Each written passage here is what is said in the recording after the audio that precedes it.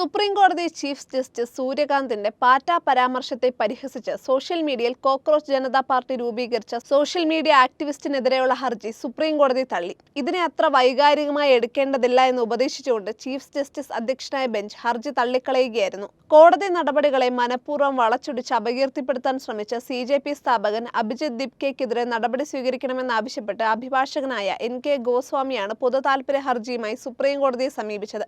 Digital യുഗത്തിലെ live streaming ദൃശ്യങ്ങൾ മുറിച്ചെടുത്ത് social media അൽഗോരിതങ്ങൾ വഴി തെറ്റായ രീതിയിൽ പ്രചരിപ്പിക്കുകയാണെന്നും ഇത് നീതിന്യായ വ്യവസ്ഥയുടെ അന്തസ്സിനെ ബാധിക്കുമെന്നും ഹർജിയിൽ ചൂണ്ടിക്കാണിച്ചിരുന്നു. മെയ് 15-ന് ഒരു കേസിന്റെ വാദത്തിനിടയിലാണ് വ്യാജ നിയമബിരുദം ഉപയോഗിച്ച് അഭിഭാഷകരായി ചമയുന്നവരെയും വ്യാജ മാധ്യമപ്രവർത്തകരെയും വിമർശിക്കാൻ ചീഫ് ജസ്റ്റിസ് പാറ്റ അല്ലെങ്കിൽ പരജീവികൾ എന്ന വാക്ക് ഉപയോഗിച്ചത്. എന്നാൽ ചീഫ് ജസ്റ്റിസ് രാജ്യത്തെ യുവാക്കളെയാണ് പാറ്റകളോട് ഉപമിച്ചത് എന്ന രീതിയിൽ ഒരു വിഭാഗം സോഷ്യൽ മീഡിയയിൽ ഇത് വലിയ വിവാദമാക്കി മാറ്റി. തുടർന്ന് ചീഫ് ജസ്റ്റിസിനെ പരിഹസിച്ചുകൊണ്ട് സോഷ്യൽ മീഡിയയിൽ കോക്രോച്ച് ജനതാ പാർട്ടി എന്ന പേരിൽ ഒരു കൂട്ടായ്മയും രൂപപ്പെട്ടു. ഇതിനെതിരെ മെയ് 16-ന് തന്നെ ചീഫ് ജസ്റ്റിസ് വിശദീകരണവുമായി രംഗത്തെത്തിയിരുന്നു. താൻ യുവാക്കളെയല്ല മറിച്ച് വ്യാജ ബിരുദങ്ങളുമായി മാന്യമായ തൊഴിൽ മേഖലകളിലേക്ക് നുഴഞ്ഞുകയറുന്ന തട്ടിപ്പുകാരെയാണ് വിമർശിച്ചതെന്നും രാജ്യത്തെ യുവാക്കളെ ഓർത്ത് താൻ അഭിമാനിക്കുന്നുവെന്നും അദ്ദേഹം പ്രസ്താവനയിലൂടെ വ്യക്തമാക്കിയിരുന്നു. കോടതി നടപടികളെ വെറും വൈറൽ കാഴ്ചകളാക്കി മാറ്റുന്ന ട്രോൾ സംസ്കാരത്തിനെതിരെ ഹർജിയിൽ ശക്തമായ വാദങ്ങൾ ഉന്നയിച്ചെങ്കിലും ഇത്തരം കാര്യങ്ങളെ അവഗണിക്കുകയാണ് വേണ്ടതെന്ന നിലപാടാണ് കോടതി സ്വീകരിച്ചത്.